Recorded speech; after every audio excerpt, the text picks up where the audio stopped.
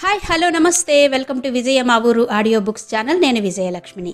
Friends, ఈరోజు మరో సరికొత్త నవలతో మళ్ళీ మీ ముందుకొచ్చాను. ఈరోజు మీకు వినిపించబోతున్న నవల స్వాతి పత్రికలో అనుబంధ నవలగా ప్రచురించబడిన అరణ్యకాండ నవల. ఈ నవలను రచించిన వారు శ్రీమతి గొర్తి వాణి శ్రీనివాస్. శ్రీమతి గొర్తి వాణి శ్రీనివాస్ గారి అరణ్యకాండ నవల ఆడియో మొదటి భాగం ఈరోజు మీకు వినిపించబోతున్నాను. మరి ఆలస్యం చేయకుండా కథలోకి వెళ్ళిపోదాం.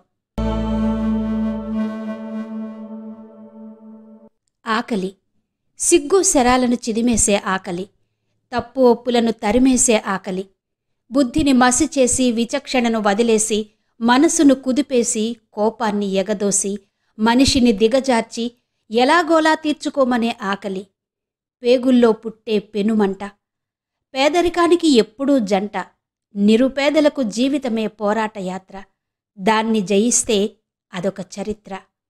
పార్వతీపురం మన్యం నిశంకపురం గ్రామ సర్పంచి తండ్రి చనిపోయి కొన్నేళ్లయింది. ఆయన జ్ఞాపకార్థం నిరుపేదలకు అన్నదాన కార్యక్రమం జరుగుతోంది. జుట్టు రేగిపోయి బట్టలు చినిగిపోయి కళ్ళకంటే లోతుకి డొక్కలు పీక్కుపోయిన వాళ్ళొచ్చారు.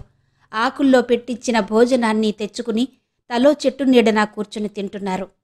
వరాలు తల్లి అనారోగ్యంతో ఆకలి బాధ తెలియకపోవడం ఒక రకంగా అదృష్టం. 25 ఏళ్లు నిండని వరాలు కది శాపం. ఇంట్లో చిల్లి గవ్వలేదు, తినేందుకు సరుకులు కూడా లేవు. వాళ్ల సంగతిని విసిరేసిన విస్తళ్ల వైపు చూసి ఒక్క క్షణం నేను వాళ్లలాయుంటే బాగుండేది అనిపించింది. సర్పంచ్ గారింటికి వెళితే భోజనం పెట్టకపోరు, కాని రంగన్న కూతురు అడుక్కు తిందనే పేరు ఎప్పటికీ పోదు. తండ్రి పరువు తీయకూడదని మంచినీళ్లు తాగి కడుపు నింపుకోవడం సంతృప్తినిచ్చింది. వరాలు నడుస్తోంది, నడుం తిప్పుతూ నాజూగ్గా. సీతాకోక చిలుక ఎగురుతున్నట్టు జారు పైట ఓ పక్కకి జడ ఓ పక్కకి ఊగుతూ రెక్కలు టపటపలాడిస్తున్న తూనీగల ఎప్పుడూ కంగారుగా అటూ ఇటూ బిత్తర చూపులు చూస్తూ నడుస్తూ వస్తుంది.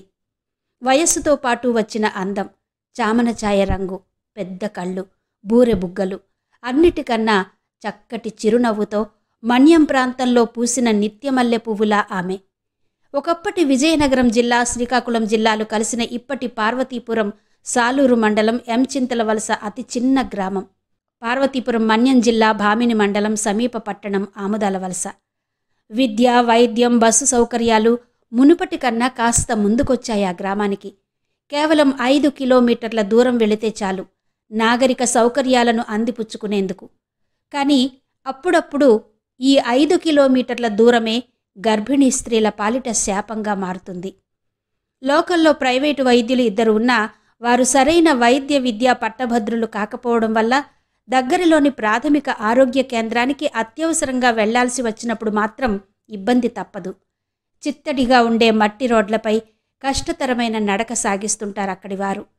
ఎప్పటినుంచో వెనుకబడిన ప్రాంతం ఇప్పుడిప్పుడే మౌలిక సదుపాయాలను అందిపుచ్చుకుంటూ తప్పటడుగులు వేస్తున్న పసిపాపలా ఉంది.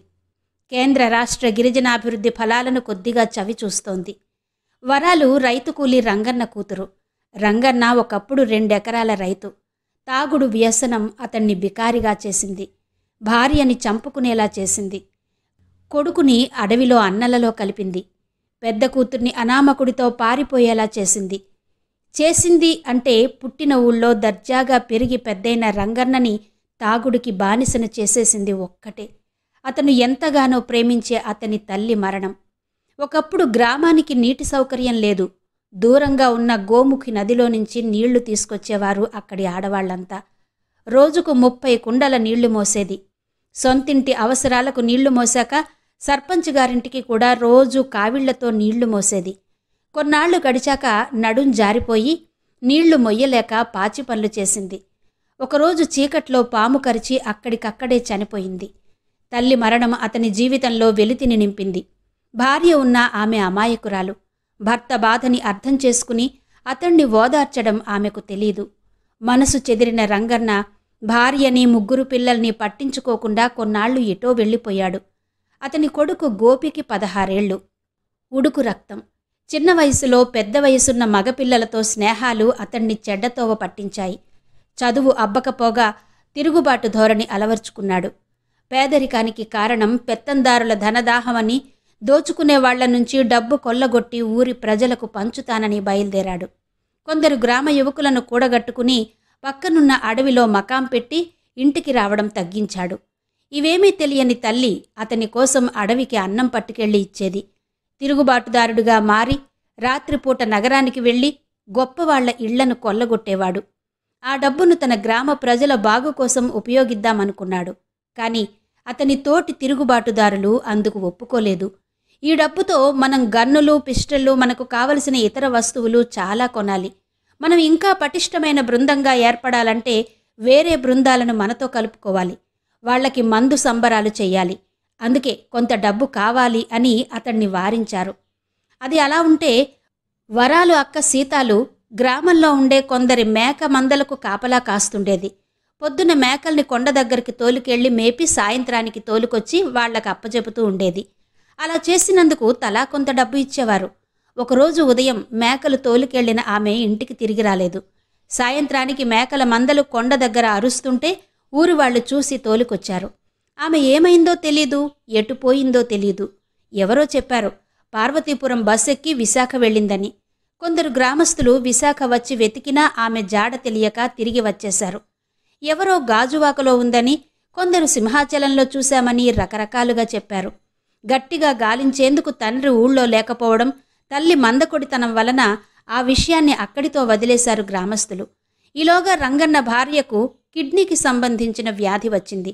కాళ్లవాపు వచ్చి మంచం దిగలేదు. రంగన్న ఆ ఊరు ఈ ఊరు తిరిగి చివరికి ఇంటికొచ్చేసరికి భార్య పరిస్థితి విషమించింది.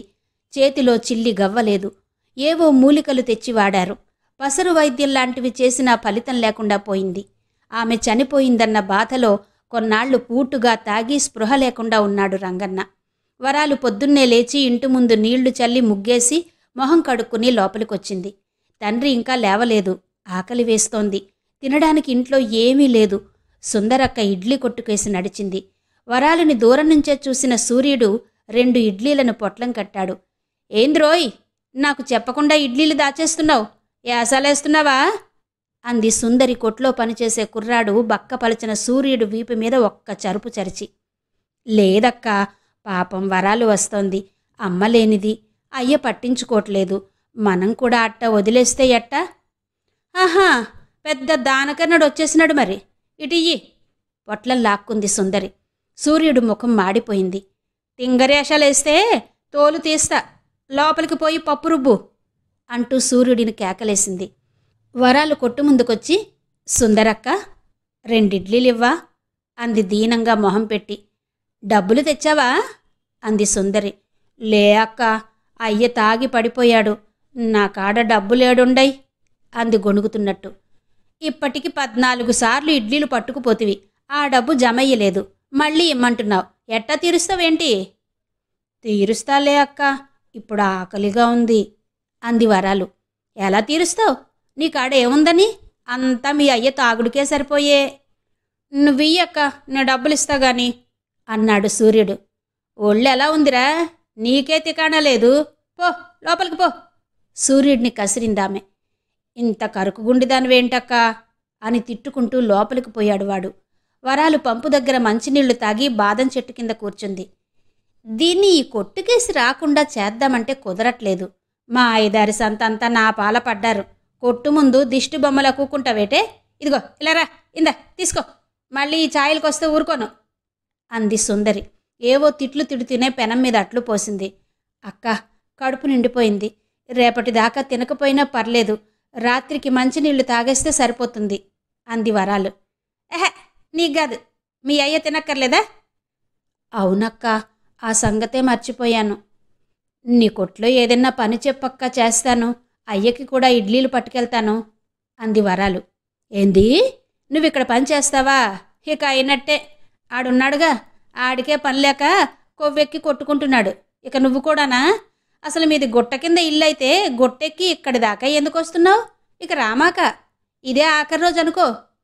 పొట్లం చేతికిచ్చి పో అని తరిమింది సుందరి. టిఫిన్ పొట్లం పట్టుకుని వెనక్కి తిరిగి చూసింది వరాలు. భారీ ఆకారానికి చీర కట్టినట్టుంది సుందరి.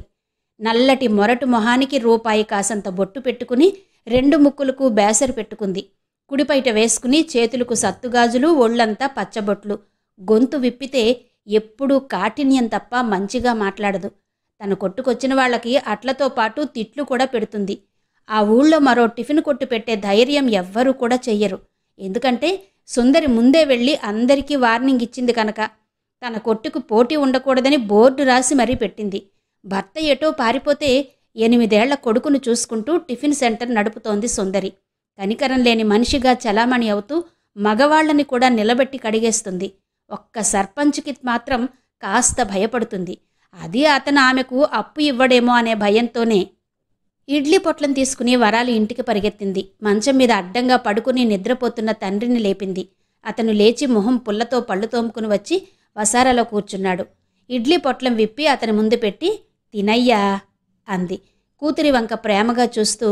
ఆడబిడ్డకు అయ్యంటే ప్రేమ ఎక్కువ ఉంటది అన్నాడు వరాలు తల నిమురుతూ.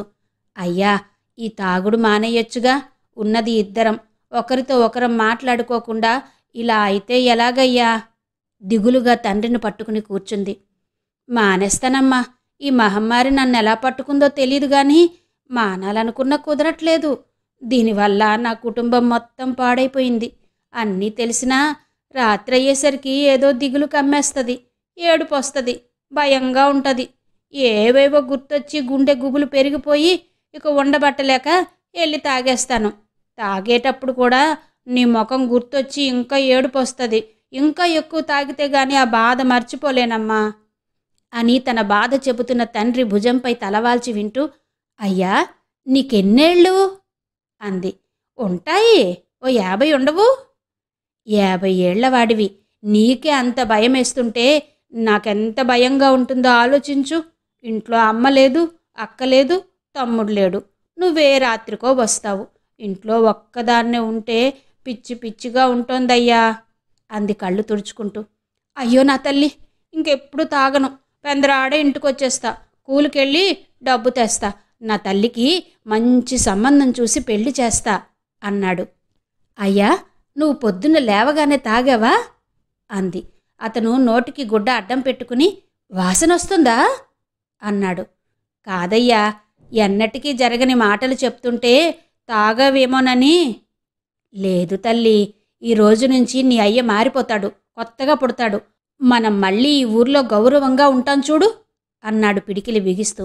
నిజమే అయ్యా, మనం రోజు 2 పూటలా తింటే చాలయ్యా, ఇంకేం అక్కర్లేదు. ఆ టిఫిన్ సుందరి నన్నెన్ని తిట్లు తిడుతుందో, అయినా అక్కడికే వెళ్తున్నాను. ఆకలయ్యా, ఏం చెయ్యను మరి? వెళ్ళి బతిమిలాడితే తిడుతూనే 2 ఇడ్లీలు పెడుతుంది, 2 నీ కట్టుకు పొమ్మని ఇస్తుంది. గట్టు దిగి ఇంటికొచ్చేలోగా ఆ 2 ఇడ్లీలు అరిగిపోయి మళ్ళీ ఆకలయ్యా. మనమే కష్టపడి ఏదైనా చేసుకుందాం. మనిద్దరం చెరో పని చేసుకుని హాయిగా బతికేద్దాం. నాకు పెళ్లి గిల్లి ఏం వద్దు అంది వరాలు. నా తల్లిని పస్తులుండనివ్వను, నేను కూలికి పోతా, డబ్బు తెస్తా అన్నాడు. అప్పుడు మనం 2 పూట్ల తినొచ్చు కదయ్యా ఇడ్లీలు. సుందరక్క బాకీ డబ్బులు ఇచ్చేద్దాం, మనం ఇంట్లోనే ఇడ్లీలు చేసుకుందాం ఏ అంది తండ్రి కళ్ళలోకి చూస్తూ. కూతురికి సరిగ్గా తిండి పెట్టలేని తన నిస్సహాయతకి బాధపడ్డాడు రంగన్న. మర్నాడు ముందుగా తానే లేచాడు. పొయ్యి వెలిగించి పక్కింటి వాళ్ళని అడిగి కాసిన బియ్యం తెచ్చి అన్నం వండాడు. నిమ్మకాయ పులిహార చేశాడు. వరాల్ని నిద్ర లేపాడు. చూడమ్మీ, పులిహార చేశాను, దా మనిద్దరం తిందాం, నేను చేలో కలుపు తీయడానికి పోవాలా అన్నాడు. అయ్యా, నువ్వు పులిహోర చేశావా? కలగాని కనట్లేదు కదా నేను చెప్పాగా తల్లి, నా తల్లి కోసం ఇక నేను తాగుడు మానేస్తానని, కష్టపడి పనిచేసి డబ్బు సంపాదించి నా బిడ్డని పోషించుకుంటానని.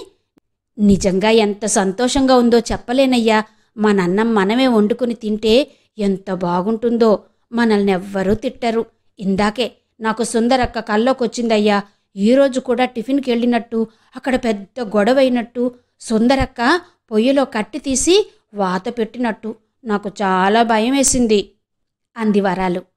ఇక ఆ వైపుకి వెళ్ళమాక, మన గూడు మంది, నీ అయ్య నీకేది తక్కువ చెయ్యడు అన్నాడు పులిహోర అరటాకుల్లో సర్దుతూ రంగన్న. అబ్బా, ఎంత బాగా చేశావో, నీకు వంట బాగా వచ్చా అంది వేళ్లు చప్పరిస్తూ వరాలు. ఓ, మా బాగా వచ్చు.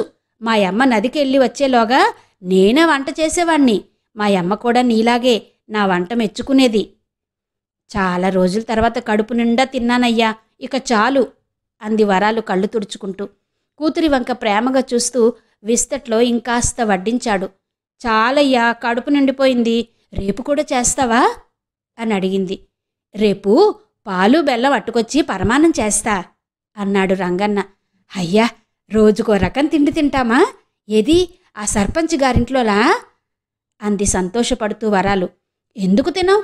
రోజూ నేను పనిలోకి వెళ్తా, డబ్బులు అట్టుకొచ్చి మా అమ్మకిస్తా, సరుకులు తెచ్చుకుని వంట చేసుకుని 2 పూట్ల తిందాం, సరేనా అన్నాడు రంగన్న. 2 పూట్ల తింటామా? అమ్మో, మనం కూడా డబ్బులున్న వాళ్ల లెక్క అయిపోతున్నాం అయ్యోయ్ అంది వరాలు తండ్రి బొగ్గలు పుణుకుతూ. కూతురి సంబరాన్ని చూస్తూ నిండుగా నవ్వుకుంటూ కూలి పనికి వెళ్లాడు రంగన్న. పులిహోర కుండని ఉట్టిలో పెడుతూ ఆగి, కాస్త పులిహోర పట్టుకెళ్ళి సుందరక్కకిస్తే బాగుంటుంది అనుకుని అరిటాకులో కాస్త పెట్టి మిగిలింది ఉట్టిలో పెట్టింది. ఆకు మడిచి ఓణి చివర కట్టుకుని బయటకొచ్చి తలుపేసి గుట్టవైపు నడిచింది. గ్రామం ఒకటే అయినా మధ్యలో ఉన్న గుట్టకి ఇటుపక్క కొన్ని ఇళ్లుంటాయి, అవతలి వైపు కొన్నిళ్ళు. ఇటువాళ్లు అటు రావాలంటే ఆ గుట్టని ఎక్కి దిగాల్సిందే. పెళ్లి సంబంధాలు కూడా అలాగే కలుపుకుంటారు. ఎటువాళ్లు అటు పక్క వాళ్ళని చేసుకోవడం అనాచారం అనుకుంటారు. గుట్టకి అవతలి పక్క గ్రామస్తులతో ఇచ్చిపుచ్చుకుంటారు. ఆ పెద్ద గుట్ట అడ్డంగా ఉండడం వల్ల వేరువేరు ఊళ్లవాళ్లమని భావిస్తారు. సుందరి నెమలీక రంగు ఓణి వేసుకుని బంతి పువ్వు జడలో పెట్టుకుని గబగబా వెళుతుంటే ఆ ఊరి జనం పట్టించుకోకపోయినా అవతలిగట్టు జనం మాత్రం కన్నార్పకుండా చూస్తారు. పెళ్లి సంబంధానికి మాత్రం రారు. ఎందుకంటే వాళ్ల ఆచారం ప్రకారం పిల్ల తోడబుట్టిన వాడికి పెళ్లిలో ప్రత్యేక స్థానం ఉంటుంది. అతనే ఎడ్లబండిని సొంతంగా అలంకరించి పెళ్లికొడుకు ఇంటికి తోలుకురావాలి. కాబోయే బావకి బట్టలు పెట్టి బండి ఎక్కించుకుని పెళ్లి మంటపానికి తీసుకురావాలి. అక్క బావలను ఆరుబయట తోటలోకి తీసుకెళ్లి ఇద్దరితో మొక్కలు నాటించే వేడుక ఉంటుంది. తోబుట్టువు పక్కన ఉండాలి. డప్పులు వాయిద్యాలతో అలరిస్తూ పెళ్లివారికి పెద్ద విందు ఏర్పాటు చెయ్యాలి. ఇవన్నీ పిల్ల తోడబుట్టినవాడు చేయాల్సిన పెళ్లి వేడుకలు. అవి లేకపోతే ఆ పెళ్లి తంతు సరిగా జరగనట్టు, పైనున్న పెద్దల ఆత్మలకు శాంతి జరగనట్టు భావిస్తారు. వరాలు తమ్ముడు గురించి తెలిసిన వాళ్ళెవరూ ఆమెను తమ ఇంటి కోడలుగా చేసుకునేందుకు ముందుకు రాలేదు. ఊళ్ళో కుర్రాళ్ళు ఆమె మీద మనసు పడినా అది పెళ్లికి దారితీయదని వాళ్లకి తెలిసి ఊరుకున్నారు. వరాల్ని దూరం నుంచే చూసిన సుందరి, అగ్గో రావద్దన్నానా? మళ్ళీ వస్తున్నావే? చెబితే అర్థం కాదా? శివుడా, పో వెనక్కి, ఈ పాలు ఇడ్లీలు ఇచ్చేది లేదు అని గట్టిగట్టిగా అరుస్తోంది. వరాలు నవ్వుతూ కొట్టు దగ్గరకొచ్చింది. అక్కడున్న బెంచి మీద కూర్చుని, అక్కా, ఇయాల ఇడ్లీ కోసం రాలేదు, మా అయ్య పులిహార చేశాడు, నీకు రుచి చూపిద్దామని అట్టుకొచ్చానక్కా అంది ఓణి కట్టుకొచ్చిన పొట్లాన్ని విప్పుతూ.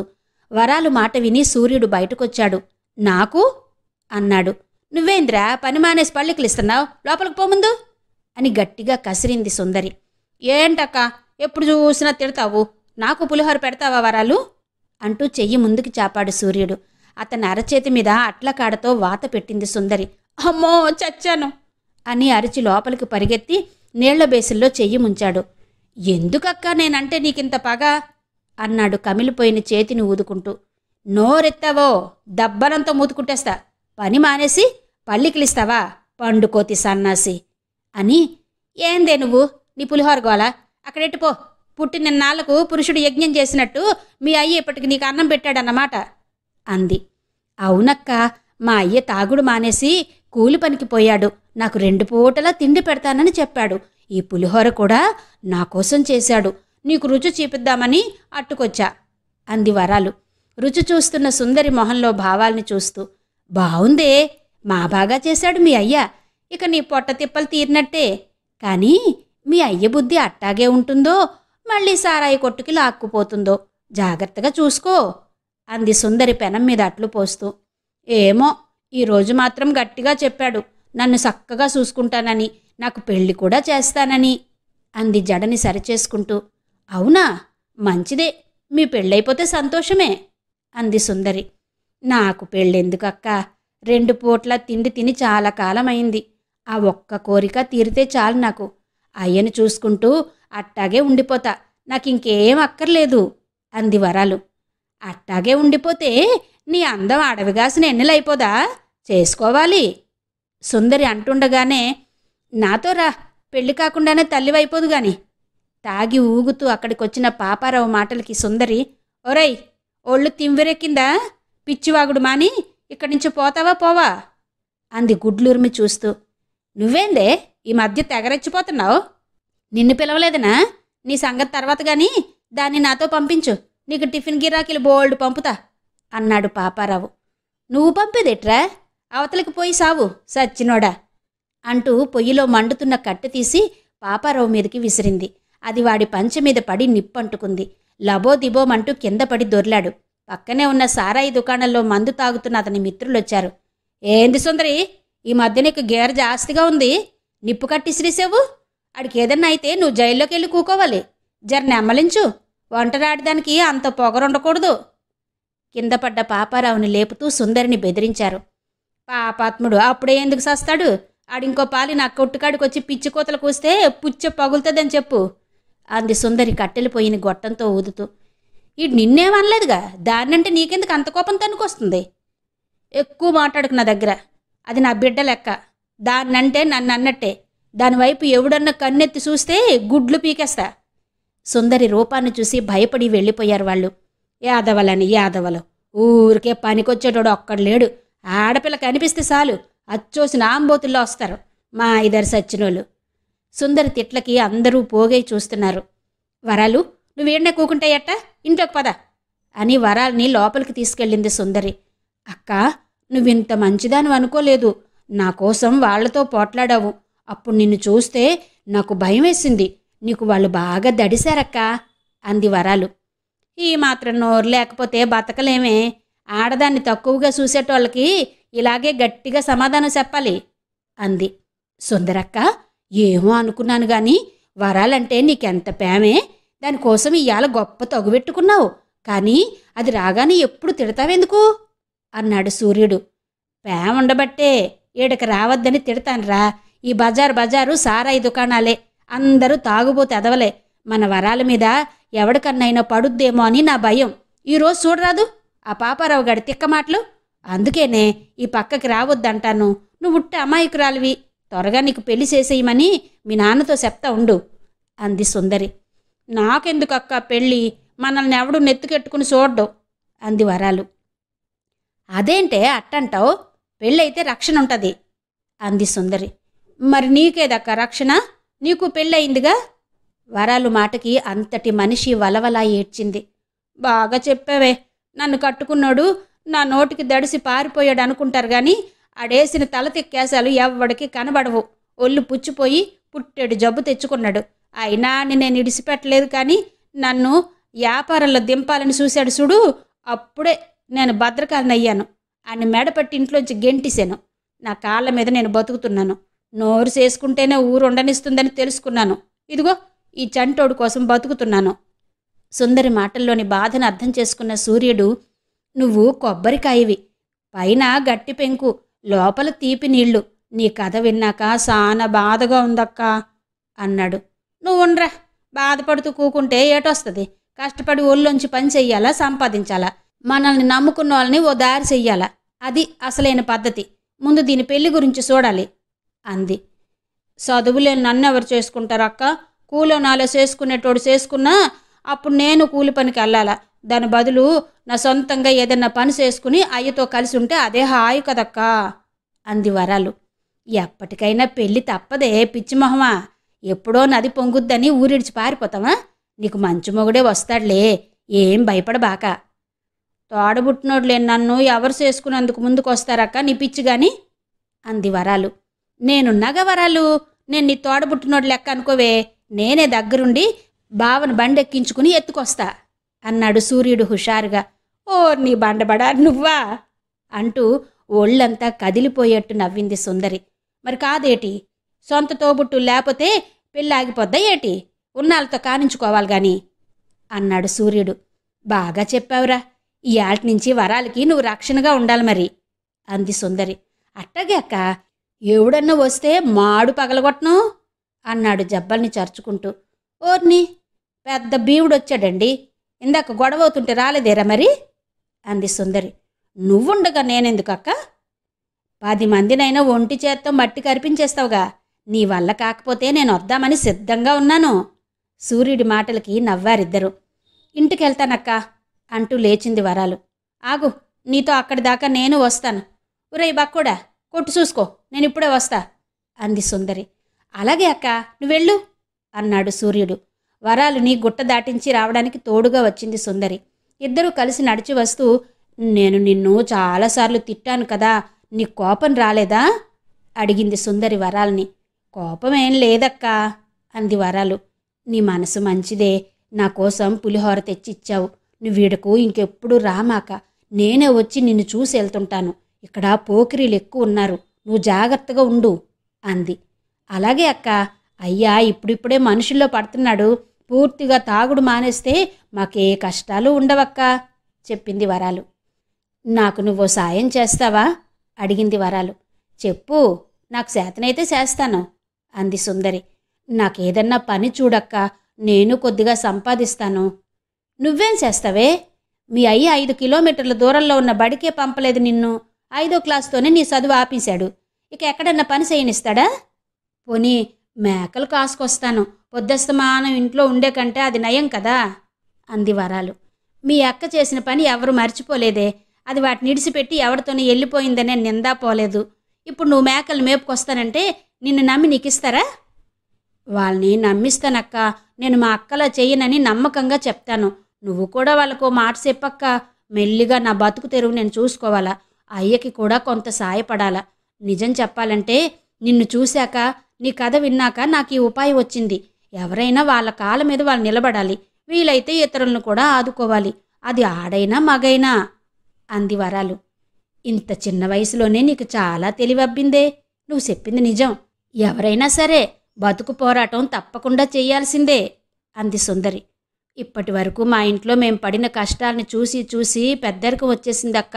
ఏడుస్తూ కూకోవడం కన్నా ఏదో పని చేసుకుని బతకడం మంచిదనిపిస్తోంది అంది వరాలు. అయితే సర్పంచ్ గారు మేకల మందని మేపుకొస్తానని చెప్పి చూడు అంది సుందరి. వాళ్ళ మేకల్ని వీరభద్రం తీసుకెళ్తున్నాడు. ఇక నాకు ఈరేమో.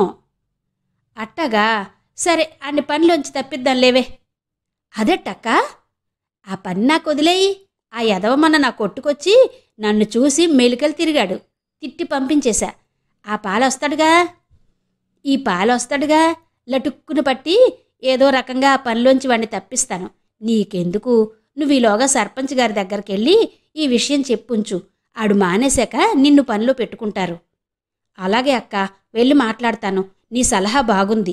నువ్వు తెలివైన దానివి అంది వరాలు. ఎప్పటికప్పుడు పరిస్థితుల్ని మనకు అనుకూలంగా మార్చుకోవడం నేర్చుకోవాలి.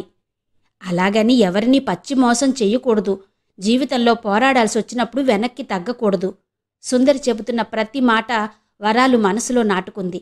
ఇన్నాళ్లుగా పిరికిగా ఇంట్లో ఉండిపోయిన ఆమెలో తెలియని ధైర్యం వచ్చింది. ఇక నువ్వెళ్ళు, నేను వెనక్కిపోతా అంది సుందరి. ఆ కనపడేదే మా ఇల్లు. ఇక్కడ దాకా వచ్చావుగా, ఇంటికి రా అక్క అంది వరాలు.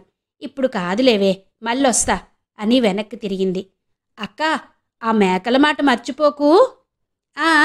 మర్చిపోను అని చెప్పి వెళ్ళిపోయింది సుందరి. ఇంటికొచ్చిన వరాలు మనసులో ఎన్నో ఆలోచనలు, ముందెన్నడూ లేని ఏవో భావనలు, కొంత భయం, మరికొంత స్పష్టత. తనను తను కొత్తగా చూసుకుంటున్నట్టుగా ఉంది. ఇన్నాళ్లుగా తను శిలలా పడి ఉన్నట్టు, ఇప్పుడు నదిలా ప్రవహిస్తున్నట్టు. అయ్య రాగానే ఈ విషయం చెప్పాలి అనుకుంది. ఇంట్లో ఉన్న అతి కొద్ది సామాన్లను అందంగా సర్దింది. ఉన్న 4 గిన్నెల్ని తోమేసి బట్టల్ని జాడించి ఆరేసింది. చిన్న పెరటిలోని మొక్కలకు నీళ్లు పోసింది. విరిగిపోయిన పొయ్యిని సరిచేసి ఆవు పేడ మట్టి కలిపి అలికింది. దానిమీద ముగ్గు వేసింది. సాయంత్రం కని పొయ్యి మీద రాగి సంకటి తయారు చేసింది. పెరట్లో పచ్చిమిరపకాయలను కోసి తొక్కి పక్కింట్లోంచి రాలిపడిన నిమ్మకాయ పిండింది. వేణీళ్లు కాచింది. రంగన్న రాగానే ఎదురెళ్ళి, అయ్యా, నీకోసం ఏన్నీళ్లు కాశాను, తినడానికి రాగి సంకటి కూడా చేశాను, రాయ్యా అనగానే, అబ్బో, నా తల్లికి అన్ని పనులు చేయడం వచ్చేసింది అని స్నానం చేసి రాగానే ఉతికి ఆరేసిన పంచే చొక్కా దడి మీద నుంచి తీసివ్వగానే మురిసిపోతూ అవి కట్టుకుని రాగి సంకట్లో మిరపతొక్కు నంజుకుంటూ లొట్టలేసుకుంటూ తింటాడు. అయ్యకి మంచిగా మంచం వేసి పక్కపరిచి పడుకోయ్యా, బాగా అలసిపోయినావు అనాలి అనుకుంటూ నిద్రలోకి జారుకుంది వరాలు. మెలకు వచ్చి చూసేసరికి దీపాలు పెట్టే వేళయింది. అయ్య వచ్చినట్టు, సంతోషంగా ఉన్నట్టు కలగన్నానా? ఇంకా అయ్య రాలేదని ఎదురు చూస్తూ తను ఊహించింది నిజం కావాలని కోరుకుంటూ లైట్ వేసింది. అది 2-3 సార్లు ఆరి వెలిగి పూర్తిగా ఆరిపోయింది. బల్బు మాడిపోయింది. ఇప్పుడు ఇదో ఖర్చు అనుకుంటూ ఆముదం దీపం వెలిగించి గూట్లో పెట్టింది. ఎంత పొద్దుపోయినా రంగన్న ఇంటికి రాలేదు. అయ్య మళ్ళీ తాగేందుకు వెళ్ళాడా? పొద్దున్నేగా తాగనని మాటిచ్చాడు. సాయంత్రం కాగానే గుబులవుతుందన్నాడు, భయంగా ఉంటుందన్నాడు. అందుకే సారాయి దుకాణానికి వెళ్ళుంటాడు. తాగుడికి ఒక్కసారి అలవాటు పడితే మానలేరేమో. ఏదో ఒక వంకతో అక్కడికి వెళ్ళిపోతారు. అయ్య కూడా అంతేనా? ఈ రోజంతా ఎన్నో ఊహించుకుంటూ గడిపితే ఇలా జరిగిందేటి ఆలోచిస్తూ ఉంది వరాలు. కానీ పొలం నుంచి వస్తున్న రంగన్న మనసు అల్లకల్లోలంగా ఉంది. మనసంతా గుబులుగా భయంగా అనిపించింది. అడుగులు సారా దుకాణం కేసి లాగుతున్నాయి. పగలంతా చేసిన పనికి డబ్బులు ముట్టాయి. వాటిని పట్టుకెళ్ళి పూటుగా తాగితే ఏదీ గుర్తురాదు. బాధంతా చేత్తో తీసేసినట్టు ఎగిరిపోతుంది. కానీ కూతురికిచ్చిన మాట గుర్తొచ్చింది. ఇక నుంచి తాగను, నిన్ను బాగా చూసుకుంటాను అన్నప్పుడు కూతురి కళ్ళలో చూసిన సంతోషమంతా ఇప్పుడు తాగి వెళితే చప్పున ఆరిపోద్ది. వరాలు బాధపడుద్ది. ఇక నన్ను ఎప్పటికీ నమ్మదు. నన్ను హీనంగా చూస్తుంది. ఈ గ్రామంలో నా వల్ల నా కూతురికి కూడా విలువుండదు. దాని పెళ్లి కాదు. పుట్టింట్లో ఉండి ఉసూరుమని ఏడుస్తుంది. ఆలోచనలు చెట్ల వేళ్లలా మెదడును చీలుస్తున్నట్టుంది రంగన్నను. నడుస్తూ నడుస్తూ ఆగిపోయాడు రంగన్న. చేనుగట్టునున్న చెట్టు కింద కూర్చున్నాడు. తనను తాను ప్రశ్నించుకున్నాడు. తన నడక ఎటువైపు వెయ్యాలన్న సంశయంలో ఉన్నాడు. ఇటు కూతురు, అటు తన ఓటమి. అన్నిటికన్నా బలంగా ఉన్న బలహీనత.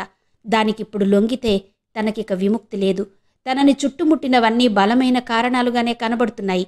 ఇప్పుడు తాగుడు మానేస్తే ఇంకెప్పుడూ దాని జోలికి పోకూడదు.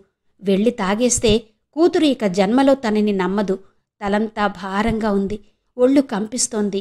నరాలు గుంజుతున్నాయి. చేతులు వణుకుతున్నాయి. చుక్కపడే వేళయిందని నాలిక గుర్తు చేస్తోంది. గతం గుర్తుకొచ్చింది. అందులో అంతా తాను ఓడిపోయి ఏడ్చిన దాఖలాలే. ఎప్పుడూ సుఖపడింది లేదు. పారిపోయిన కొడుకు గుర్తొచ్చాడు. చచ్చిపోయిన తల్లి, వెళ్ళిపోయిన కూతురు, రోగంతో కన్నుమూసిన పెళ్ళాం అన్నీ గుర్తొస్తుంటే ఆవేదనగా కళ్ళు మూసుకున్నాడు. కాసేపు అలాగే కూర్చుని మెల్లగా కళ్ళు తెరిచి చూశాడు. ఒక పక్క పతనమైపోతున్న తను, మరో పక్క బాధ్యత లేని తండ్రిగా ఓడిపోతున్న తను. తనుగా ఏమైపోయినా పర్వాలేదు, తండ్రిగా మాత్రం తను బతికున్న శవం కాకూడదు అనుకుని తల విదిల్చి లేచి నడక మొదలుపెట్టాడు. కాళ్ళు సారా కొట్టువైపు తీసుకువెళ్లాడు. ఒక్కరోజు తాగి ఇక ఎప్పుడు దీన్ని ముట్టుకోకూడదు అనుకున్నాడు. ఆఖరిసారిగా ఈ కొట్టుని ఒకసారి చూసేసి ఈ పక్కకి చచ్చినా రాకూడదు అనుకున్నాడు. తల్లి గుర్తొచ్చి బాధ పొంగుకొచ్చింది. మరిచిపోయే మార్గం ఇదొక్కటే. దీన్ని వదులుకోవడం పెద్ద నిర్ణయం. నా వరాలకి కూడా తల్లి గుర్తొస్తుంది. అప్పుడేం చేస్తుంది? ఏడుస్తుంది పాపం. ఓదార్చే నా చెయ్యి కూడా లేకపోతే ఏమవుతుంది? ఎందుకీ మనిషి జన్మెత్తించావు భగవంతుడా? నన్నే సెట్టుగాను పుట్టించకపోయావా? నిస్తేజంగా చూస్తూ సారాపాకలోనే బెంచి మీద కూర్చుని చాలాసేపు గడిపాడు. చుక్కమ్మా, రంగనికి ఒక గ్లాస్ పొయ్యి అన్నాడు సారయ్య సాంబడు. చుక్క సారా చుక్క తాగినంత నిషాగా చూస్తూ తెస్తన్నా అంది. కొట్లో వ్యాపారం బాగా పెరిగేందుకు చుక్కని తెచ్చిపెట్టాడు సాంబడు. చుక్క గ్లాస్ పట్టుకుని వచ్చి రంగన్న నోటికి అందించింది. ఏదో ఆలోచిస్తున్న వాడల్లా ఒక్కసారిగా ఉలిక్కిపడి చుక్క వంక చూశాడు. చుక్క వరాల్లా కనబడింది. చుక్కది తన కూతురు వయసే. తండ్రి లేని పిల్ల. గతి లేక పొట్ట పోషించుకునేందుకు ఈ సారా దుకాణంలో పనికి చేరింది. తాగుబోతుల చూపులు గుచ్చుతుంటే తప్పించుకు తిరుగుతూ వదరుబోతుల మాటలకి దీటుగా జవాబు చెప్తూ కాలం గడుపుతోంది. ఇలాంటి చోట ఎన్నాళ్లు పనిచేస్తుందో. తనకి ఎవరూ లేకపోబట్టి ఈ పని చేస్తోంది గాని అదే తండ్రి ఉండుంటే పెళ్లి చేసేవాడు. బిడ్డల తల్లిగా గౌరవంగా బతికేది కదా అనుకున్నాడు రంగన్న. ఏటి రంగన్నా, నీ పాటికి నన్నే చూస్తున్నావు, ముందు మందు తాగు అంటున్న చుక్క మాటలకి ఈ లోకంలోకొచ్చాడు. చుక్క వంక జాలిగా చూసి అక్కడ్నుంచి లేచి వచ్చేశాడు. రంగన్నా ఆగు, నిన్నే సాంబడు పిలుస్తున్నా పట్టించుకోకుండా వడివడిగా ఇంటికొచ్చేశాడు. అయ్యా వచ్చావా అని ఎదురొచ్చింది వరాలు. వేడినీళ్ళు పెట్టు, స్నానం చెయ్యాలి. ఈ రోజుతో నాకు పట్టిన మకిలి వదిలిపోవాలి అన్నాడు రంగన్న. ఇంతవరకు స్వాతి పత్రికలో అనుబంధ నవలగా ప్రచురించబడిన శ్రీమతి గొర్తి వాణి శ్రీనివాస్ గారి అరణ్యకాండ నవల ఆడియో మొదటి భాగం విన్నారు కదా. మిగిలిన కథ తర్వాతి భాగాల్లో వినిపిస్తాను. అంతవరకు సెలవు. నమస్తే.